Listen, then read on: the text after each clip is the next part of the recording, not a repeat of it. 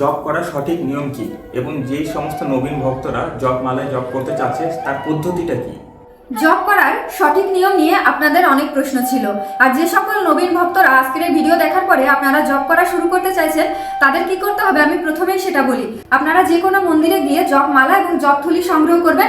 জপমালা সংগ্রহ করার সময় অবশ্যই দেখে নেবেন যে এখানে 108টা গুটি আছে কিনা এবং এই সুমেরুটা সুন্দরভাবে অবস্থিত আছে কিনা, এই প্রত্যেকটা বিষয় খেয়াল রাখবেন। এবং 8টা গুটির পরে এরকমভাবে সুতা বাঁধা আছে কিনা, এই প্রত্যেকটা বিষয় খেয়াল করে আপনারা জপমালা সংগ্রহ করে নিম কাঠের বা বেল কাঠের সেটা ভগবানের চরণে অর্পণ করবেন গঙ্গা জল ছিটিয়ে। তারপরে আপনি জপ করা শুরু করতে পারবেন। এটা যে কোনো দিন, যে কোনো সময়, যে কোনো মুহূর্তে আপনি জপ করা শুরু করতে পারেন এবং সব বয়সের ব্যক্তিরা জপ করতে পারবে। কারণ মৃত্যুর পরে আমাদের সাথে যদি কিছু যায় তাহলে এই হরি নামটাই যাবে, আর অন্য কোনো কিছু যাবে না। তো এই জপ করার সঠিক বিধি যেটা, জপ গুটির এই যে প্রথম যেটা থাকে এটাকে বলে সুমেরু বা মন্দির। এই মন্দিরটাকে কখনো অতিক্রম করা যাবে না। তো আমরা যখন জপমালা শুরু করব তখন আমরা পঞ্চতত্ত্ব মহামন্ত্র উচ্চারণ করে নিই, বা যারা আমরা অনেকে বৃন্দাবনের মতে আছে তারা অষ্টসখীর নাম এই প্রথম 8টা গুটিতে উচ্চারণ করে এবং হরিনাম করে। তো আমরা সাধারণত এই প্রথম গুটিটা স্পর্শ করব। এই তর্জনী আঙ্গুল কখনোই আমরা জপমালা স্পর্শ করব না যখন জপ করব। তো এই জপ করার সময় আমরা এইভাবে গুটিটা ধরবো।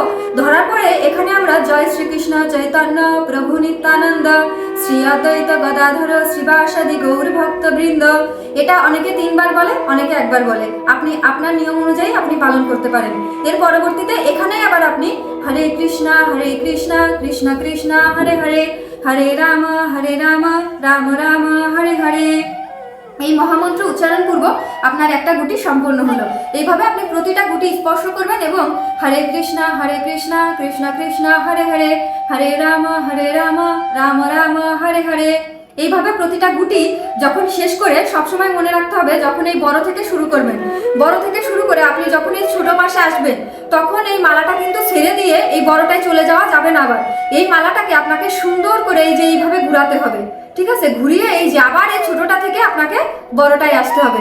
আমরা যখন বড়টা থেকে ছোটটায় আসবো তখন একবার মালা সম্পন্ন হবে, এবং যখন এই ছোটটা থেকে আবার আমরা এই বড়টায় আসবো তখন আমাদের আরেক মালা সম্পন্ন হবে, অর্থাৎ 2 মালা। তো সবসময় চেষ্টা করবেন জোড়ায় জপ করা, এবং জপ করার কোনো নির্দিষ্ট বয়স নেই। আপনার ছোটবেলা থেকেই আপনি জপ করতে পারেন।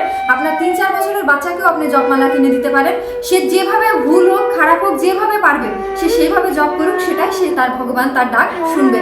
আর অনেকে আপনারা কাউন্টার ব্যবহার করেন, সেটা নিয়ে আমি আলাদা একটা ভিডিও করব। যারা আমিষ আহার করেন তারা জপ করার ক্ষেত্রে অবশ্যই আমিষ আহার করা পোশাকটা শুধুমাত্র ত্যাগ করে একটা শুদ্ধ পোশাক পরিধান করে জপ করবেন, তাহলেই হবে। হরে কৃষ্ণ, সবাই হরি নাম জপ করুন, সুখী হন এবং ভিডিওটা শেয়ার করে সবাইকে অবগত করুন। হরে কৃষ্ণ।